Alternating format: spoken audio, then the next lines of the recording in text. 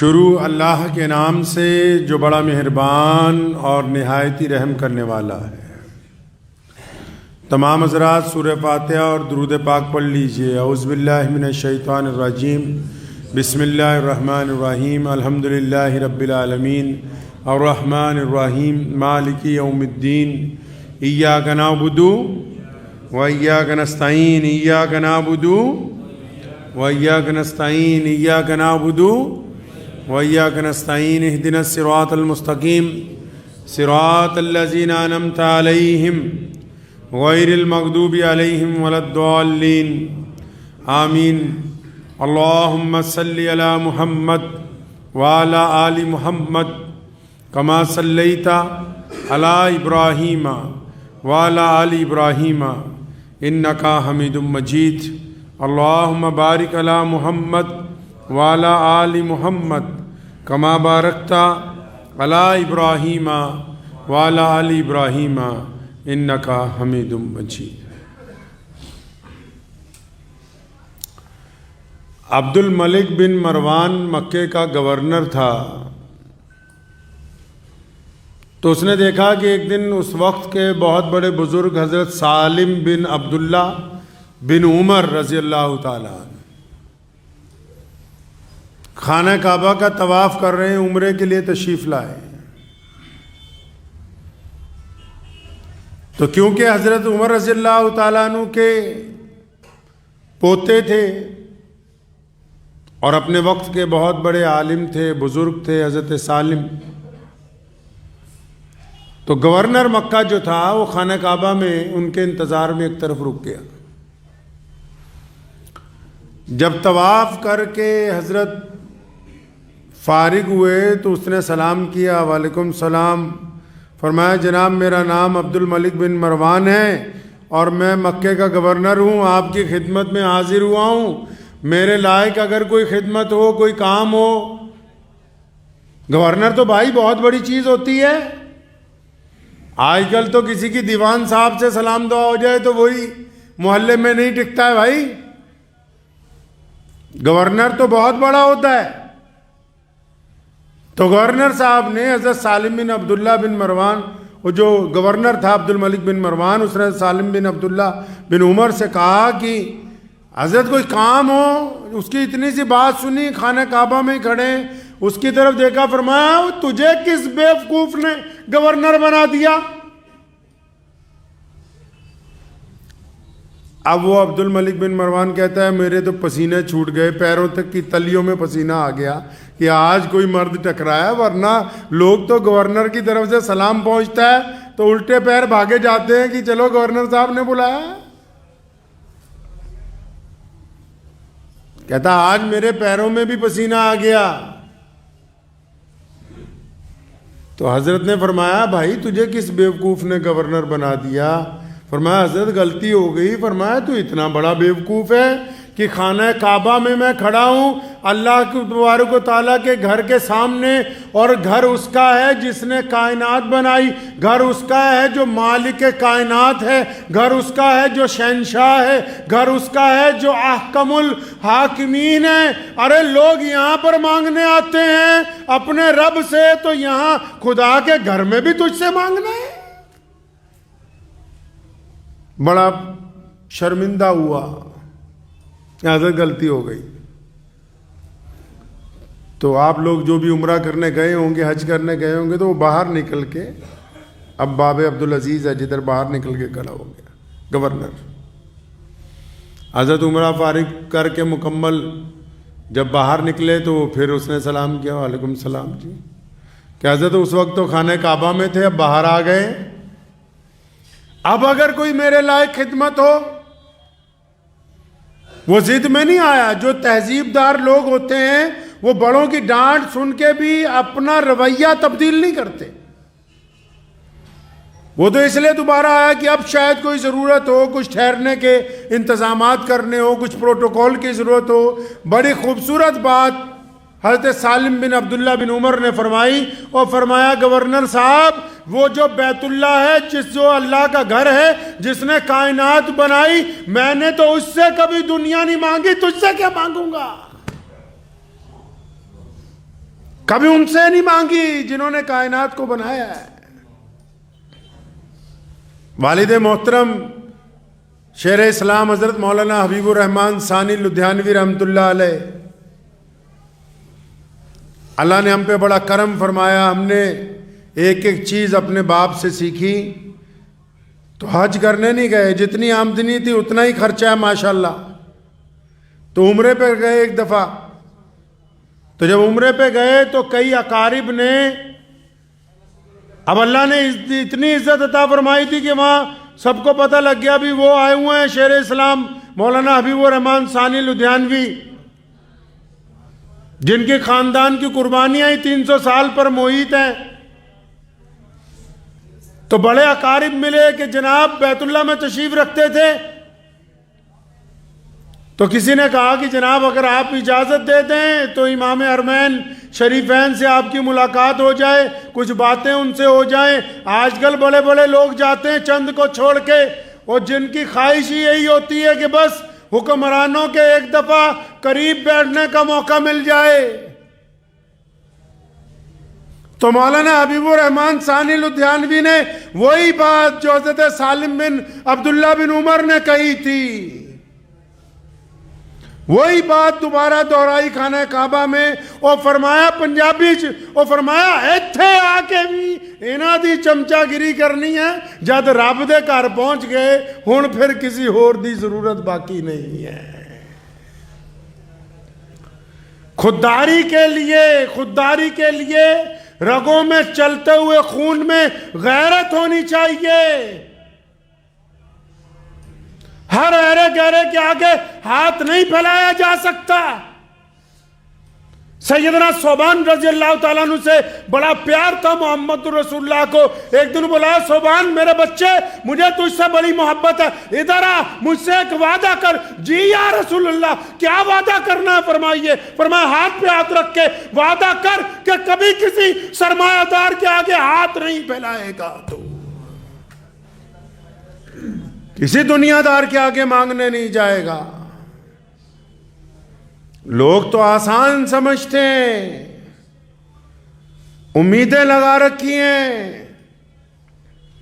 ہم پریشان کیوں ہیں؟ معاشرہ کیوں پریشان ہے؟ باپ نے بڑی امیدیں لگائی ہیں بیٹے سے، ہم نے بڑی امیدیں لگا رکھی ہیں چودھری صاحب سے، سرمایہ داروں سے امیدیں لگا رکھی ہیں، ہم نے بڑی امیدیں لگا رکھی ہیں فلاں رشتہ دار سے، فلاں دولت مند آدمی سے کہ جی یہ دے دے گا، ہمارا یہ کر دے گا، فلاں وزارت ہمیں یہ دے دے گی، فلاں حکومت ہمیں یہ امیدیں، اور اتنی امیدیں، چھوٹی چھوٹی بات پر امیدیں، فلاں اتنی امیدیں بیوی سے، بچوں سے، پڑوسیوں سے، یاروں سے، دوستوں سے، رشتہ داروں سے، جان پہچان والوں سے، مالدار لوگوں سے، بڑے لوگوں سے، ارے اتنی امیدیں۔ سیدنا صوبان کو کہا رسول اللہ نے، حدیث شریف کا مفہوم ہے، بخاری مسلم کو پڑھیے، امید کس سے لگانی؟ اللہ سے۔ ایسے لوگوں سے یار امید لگاتے ہو جو امید پر کھرے نہیں اترتے، پھر تمہارا دل بھی ٹوٹتا ہے، پریشان بھی ہوتے ہو، ذلیل بھی ہوتے ہو، اپنے جذبات کو مجروح بھی کرتے ہو، اپنی قسمت کا فیصلہ اوروں کے ہاتھ میں بھی پکڑاتے ہو، صرف یہ دنیا کی چند چیزوں کے لیے۔ کیا سمجھا ہے کہ یہ ساری عزت کی چیزیں روٹی، کپڑے اور مکان کے اندر چھپی ہوئی ہیں؟ ایسے لوگوں سے امیدیں لگا رکھی ہیں جن کے دل میں درد ہی نہیں ہے، جو ہیں ہی پیسے کے۔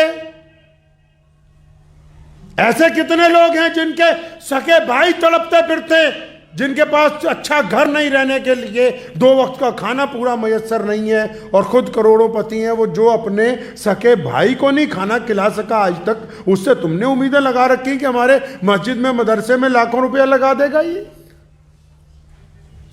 چودھریوں کے کہنے پر اسلام کو چلانا چاہتے ہو؟ اس ضمن میں مجھے خوبصورت واقعہ یاد آتا ہے کہ مولانا صاحب تھے، مرحوم ہو گئے، اللہ ان کو جنت دے، بہت امیر خبیر۔ تو والد صاحب رحمۃ اللہ علیہ کو ایک دن دعوت پہ بلایا، اپنی کوٹھی پہ باہر کے ایک صوبے میں تھے. کہنے لگے مولانا جیسی باتیں تم کرتے ہو ممبر پہ بیٹھ کے یہ کرنی چھوڑ دو اور میں کئی کروڑ روپیہ لگا کے تمہارا مدرسہ بنا دوں. تو مولانا حبیب الرحمن ثانی لدھیانوی نے فرمایا تھا میاں صاحب ہمارا ایمان تو انگریز نہیں خرید سکے, تم کو اس کھیت کی مولی ہو کہ ہمارا ایمان خرید لو گے. نعرہ تکبیر! نعرہ تکبیر! نعرہ نبوت! نعرہ نبوت! نعرہ تکبیر! سید عطا اللہ شاہ بخاری امیر شریعت رحمت اللہ علیہ, انگریز نے جب گرفتار کر لیا, جیلر آیا کاغذ لے کے, شاہ جی اگر آپ معافی نامہ لکھ دیں اور آپ اگر یہ کہہ دیں کہ آج کے بعد انگریز کے خلاف نہیں بولوں گا تو یہ 10 مربع آج کے وقت میں کئی 100 ارب روپے کی پراپرٹی. شاہ جی یہ 10 مربع کی رجسٹری یا کاغذ ہے, حکم نامہ ہے گورنر کی طرف سے آپ کے لیے, بس یہ آپ رکھ لیں اور معافی نامہ لکھ کے ہمیں دے دیں. شاہ جی نے کاغذ پکڑا اور انگریز سمجھا کہ شاید منظور ہو گئی درخواست, ان کی عقل میں آ گئی بات.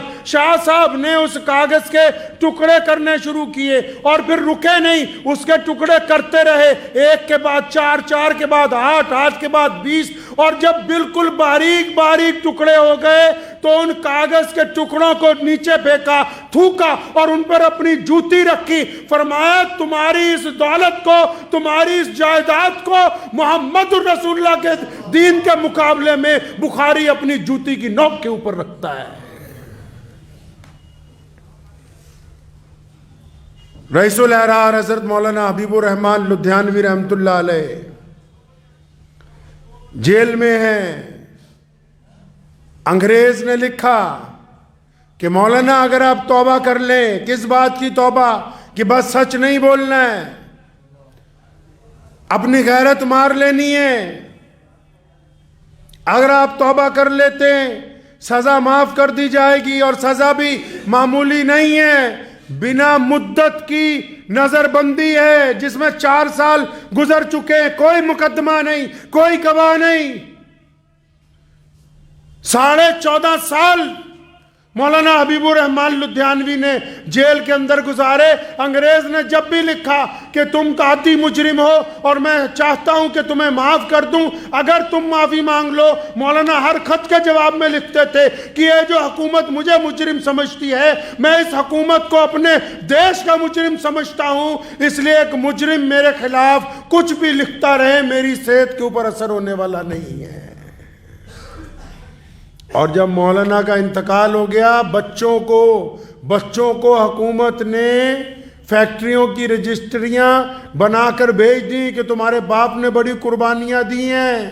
تو چھوٹے بیٹے کے پاس دروازے پر جب آیا سیکٹری, اس نے جا کے کہا کہ جناب اعلیٰ یہ آپ کے لیے ہیں, حکومت نے آپ کو انعام دیا ہے. وہیں پر کاغذ لے کے پھاڑ دیا. غیرت اس کو کہتے ہیں. آج تو غیرت مر رہی ہے. ہم نے ایسے لوگوں سے امیدیں لگا لی جو دین پر کھڑے نہیں اترتے. ہم ایسے لوگوں کو سرپرست بنانا چاہتے ہیں جو دین پر کھڑے نہیں اترتے, جو چاہتے ہیں کہ ہم اپنی شادیوں میں عیاشی کریں, بدماشیاں کریں, ہم دینداری سے دور رہیں, لیکن مسجد مدرسے کے صدر ہم ہی ہونے چاہیے. ہم زیادہ تر مولوی ایسے چودھریوں کے پیچھے لگے ہوئے ہیں. اگر یہ لوگ کھانے کے لیے بھی کچھ نہیں دیں گے تب بھی ہماری موت آنے والی نہیں, وہ اپنے مقررہ وقت کے اوپر آئے گی. اس لیے لوگوں سے امیدیں لگانی چھوڑ دیجئے. آپ رسول اللہ کو یہ بات پسند نہیں, اللہ تبارک و تعالیٰ کو یہ بات نہیں پسند کہ اس لوگوں سے امیدیں. کون سی ایسی مشکل ہے جو ہمیشہ رہنے والی ہے؟ بتاؤ کسی ایسی مشکل کا نام جو ہمیشہ رہنے والی ہو. قرآن نے کہا کہ ہر مشکل کے بعد آسانی. اللہ نے وعدہ کیا اپنے بندوں سے کہ اگر تم استقامت پر رہو گے, اگر تم صبر کرنے والوں پہ رہو گے, اللہ نے فرمایا کہ اگر تم صرف مجھ سے ہی مانگو گے, صرف میرے ہی آگے ہاتھ پھیلاؤ گے, فرمایا اب یا بعد میں اللہ اس مشکل سے نکال دیں گے آپ کو. اور یہ جو عزت نفس مجروح کر رہے ہو, ہر ایک سے امید لگا رکھی ہے, کام بننے ہی نہیں پاتا, آج کی بات کل پہ ٹلتی ہے، شمع امید بھی عجب شاہ ہے، روز بجھتی ہے روز جلتی ہے۔ کبھی اس سے امیدیں لگا رکھی ہے یہ میرا کام بنا دے گا، فلاں میرا کام بنا دے گا، کوئی کسی کا کام بنانے والا نہیں ہے۔ جو لوگ آپ کے ساتھ دینا چاہیں گے، جو آپ کی مدد کرنا چاہیں گے، لکھا ہے ایک بہت بڑے بزرگ کے متعلق کہ ان کے ایک دوست ان کے پاس آئے اور انہوں نے آ کے کہا کہ میں اتنا پریشان ہوں، گھر میں فلاں چیز نہیں ہے اور 10 دن ہو گئے۔ تو ان کو سب کچھ دینے کے بعد جب دوست چلا گیا تو وہ رونے لگے، تو بیوی نے پوچھا کیا بات ہے؟ فرمایا میں تو اس کا کامل دوست بھی نہ بن سکا، مجھے یہ پتہ ہی نہیں لگا کہ 10 دن سے یہ کس تکلیف میں ہے۔ میاں صاحب جنہوں نے یاری نبھانی ہوتی ہے وہ سیدنا ابو بکر صدیق رضی اللہ تعالیٰ عنہ کی طرح یاری نبھاتے ہیں۔ جنہوں نے یاری نبھانی ہوتی ہے ان کی مثال امیر المومنین عمر بن خطاب رضی اللہ تعالیٰ عنہ ہے۔ جنہوں نے یاری نبھانی ہوتی ہے وہ عثمان ذی النورین کی طرح۔ رسول اللہ نے اعلان کیا جنگ کے موقع پر، ہے کوئی اللہ کے راستے میں دے؟ عثمان کھڑے ہوئے، یا رسول اللہ 100 اونٹ ماں ساز و سامان، بیٹھے، پھر اعلان کیا ہے کوئی؟ عثمان پھر کھڑے ہوئے، یا رسول اللہ 100 اونٹ اور لکھے ماں ساز و سامان، پھر بیٹھ گئے، پھر تیسرا اعلان ہوا، پھر کھڑے ہوئے، یا رسول اللہ 100 اونٹ اور لکھے۔ فرمایا عثمان رک جاؤ اور لوگوں کو بھی تو کہنے دو۔ فرمایا یا رسول اللہ یہ کیسے گوارا کروں کہ آپ کا سوال ہو اور فوراً آگے سے جواب نہ آئے؟ آپ جب تک کہتے رہیں گے اور عثمان کے پاس جو کچھ بھی ہے وہ آپ کے ہاں لٹا دیا جائے گا۔ یار ان کو بناؤ جن میں دوگلا پن نہ ہو، اور اگر کسی کے یار بن جاؤ تو اپنے یار کے لیے دل میں دوگلا پن نہ رکھنا۔ یہ یاری اور دوستی کی جو روایتیں ہیں یہ بھی رسول اللہ نے قائم کی ہیں۔ یہ اعلیٰ روایتیں پیار و محبت کی، جس میں کہانی نعرہ نہیں لگاتے حق 4 یار کا۔ یہ کون سے یار ہیں؟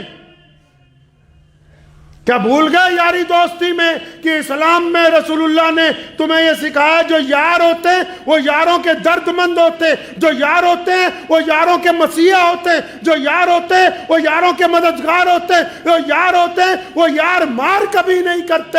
جو اپنے آپ کو یار بھی کہتا ہو اور چھپا کے مال اپنا رکھتا ہو اور یار کے مصیبت میں کام نہ آتا ہو وہ یار نہیں ہے، وہ یار مار ہے۔ اس کو یار کہنا یاری کی نہیں ہے، یاری کی شان کے خلاف ہے وہ بات۔ ارے جس در پر ہاتھ پھیلانا پڑ جائے وہ یار ہو ہی نہیں سکتا، وہ دوست ہی نہیں، وہ رشتہ دار ہی نہیں ہے، وہ کوئی جان پہچان والا نہیں ہے، وہ صرف مطلب کا بندہ ہے۔ شریعت نے اس کے ماپدنڈ طے کیے ہیں، تقاضے رکھے ہیں رسول اللہ صلی اللہ علیہ وسلم نے کہ یاری کیسے ادا ہوگی، دوستی کیسے ادا ہوگی۔ یہ یار ہیں جو غار میں بھی ساتھ ہے، یہ یار ہے جو ہجرت میں بھی ساتھ ہے، یہ یار ہے جو بدر میں ساتھ ہے، یہ یار ہے جو حنین میں ساتھ ہے، یہ یار ہے سیدنا بلال رضی اللہ تعالیٰ عنہ جیسے جو درے کھاتے ہیں، یار یہ ہیں عمار بن یاسر جیسے جنہوں نے کھال ادھڑوا لی لیکن نبی علیہ السلام کی شان میں ذرہ برابر بے ادبی برداشت نہیں کی۔ یار کہتے اس کو ہیں جو دوسروں کی سن کے آ کے تمہیں کہنے لگے کہ فلاں تیرے خلاف یہ باتیں کر رہا تھا، یہ یار نہیں ہے، اور یہ ٹھگ ہے، بے ایمان ہے۔ اگر یہ تیرے ساتھ ہوتا تو کہنے والے کے منہ پر جواب دے کے آتا۔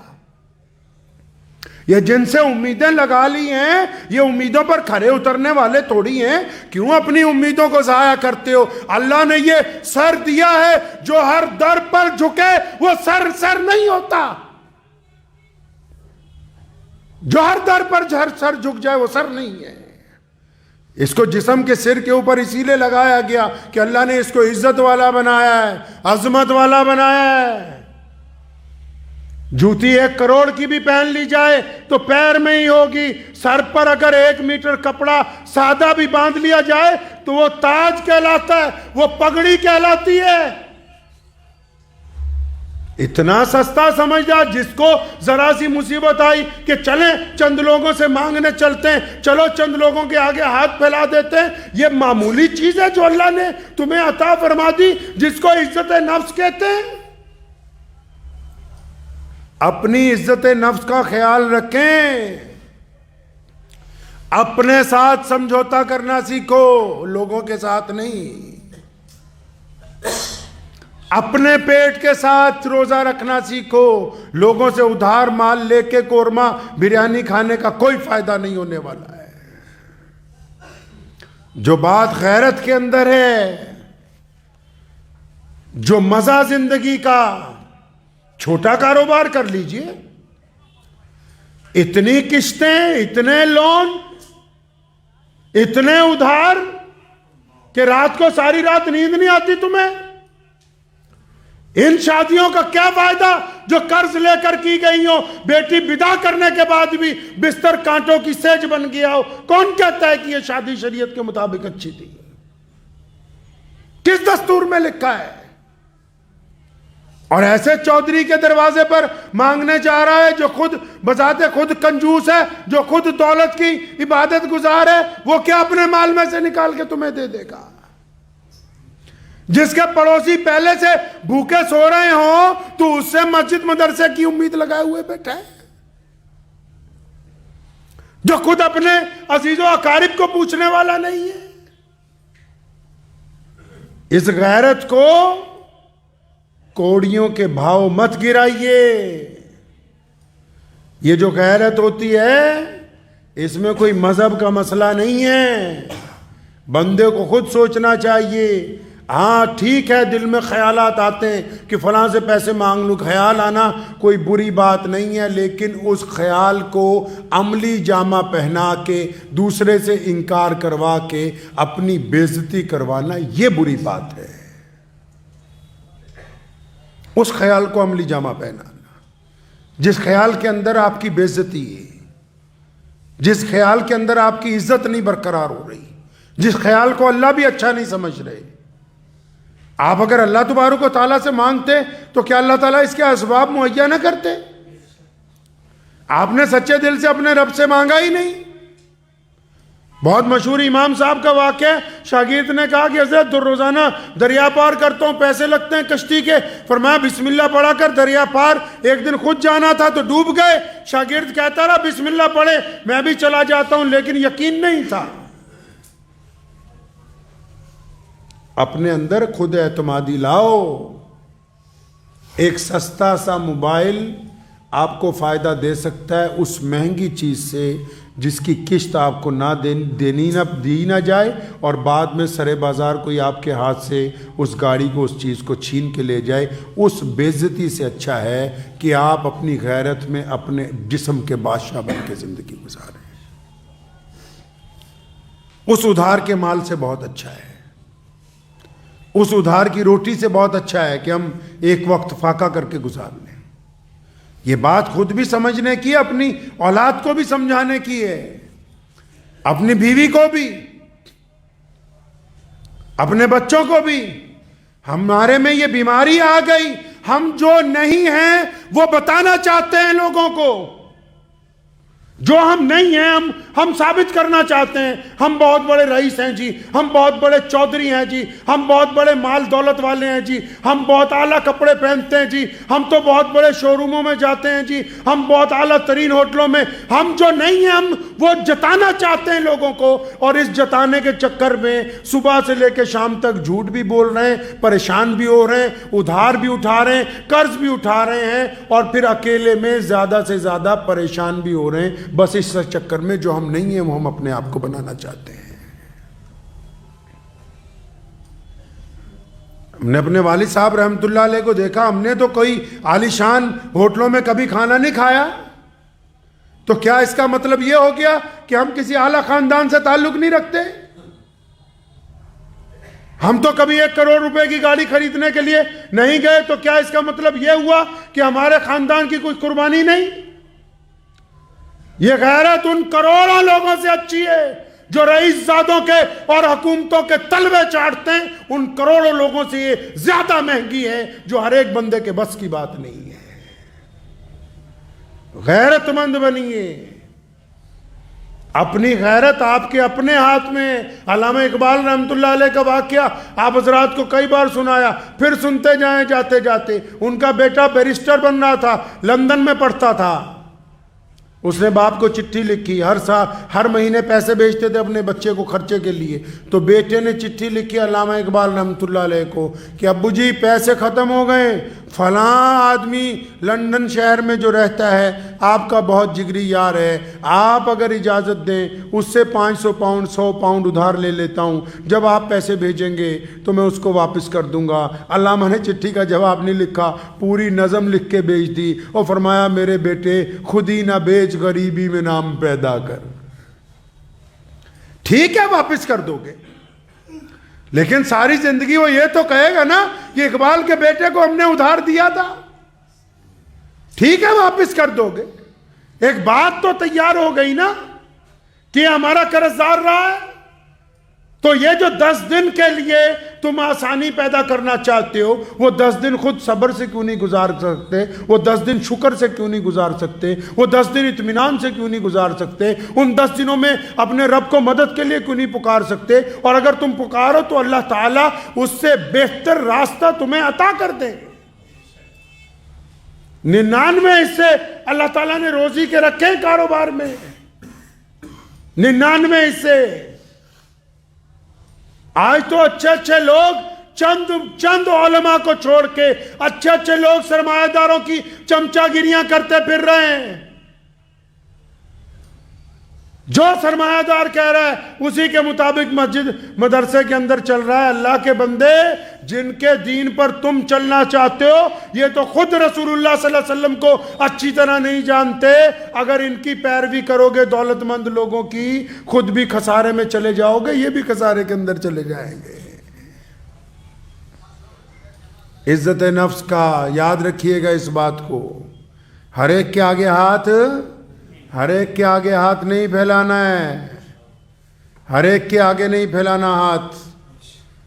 ہمارے پیر حضرت مولانا شاہ عبد القادر صاحب رائے پوری رحمۃ اللہ علیہ نے بڑی خوبصورت بات کہی تھی، فرمایا کسی کے آگے ہاتھ نہ پھیلانا، لیکن اللہ جب رزق تمہارے تک پہنچا دے تو پھر اکڑنا نہیں، لے آنے والے سے بدتمیزی نہ کرنا۔ مطلب اب اگر کبھی کوئی یار، کبھی دوست، کبھی کوئی جاننے والا، کوئی نہ جاننے والا، کوئی ایسا بندہ جو یہ سمجھ جائے کہ تم واقعی ضرورت مند ہو، وہ کبھی چھپ کے آئے، کبھی گلے مل کے تمہاری جیب میں کچھ رقم ڈال دے، تو پھر اس سے بدتمیزی اس سے مت کرنا جن کو اللہ تم تک بھیج دے، لیکن خود نہیں کسی کے آگے جانا، خود اللہ ہی سے مانگنا ہے۔ اور پھر اللہ سے صرف مانگنا ہی نہیں ہے، کوشش کرنی ہے۔ جب آپ کوشش کے لیے نکلیں گے نا اللہ کی مدد کے ساتھ، تو پھر اللہ تبارک و تعالیٰ ایسے اسباب پیدا کر دیں گے کہ آپ کی ایک کوشش جو ہے وہ 10 بن کر آپ کے ساتھ چل پڑے گی۔ آپ 1 روپیہ کمانے نکلیں گے، اللہ کریم 1000 عطا کر دیں گے، بشرط یہ ہے کہ آپ نکلیں، ہاتھ پہ ہاتھ دھر کے نہیں بیٹھے، اس امید پر نہیں کہ بس ابھی یہاں کوئی آ جائے، نہیں، اللہ سے دعا کیجئے اور پھر رزق کو تلاش کیجئے، اللہ تعالیٰ آپ کو عطا کریں گے۔ بس اس تلاش کے دوران اس بات کا خیال رکھنا ہے کہ ہم نے اپنے رب سے امیدیں وابستہ رکھنی ہے، لوگوں سے کوئی امید نہیں لگانی، کیونکہ لوگ امید کو توڑ دیتے ہیں۔ وآخر دعوانا الحمدللہ رب العالمین۔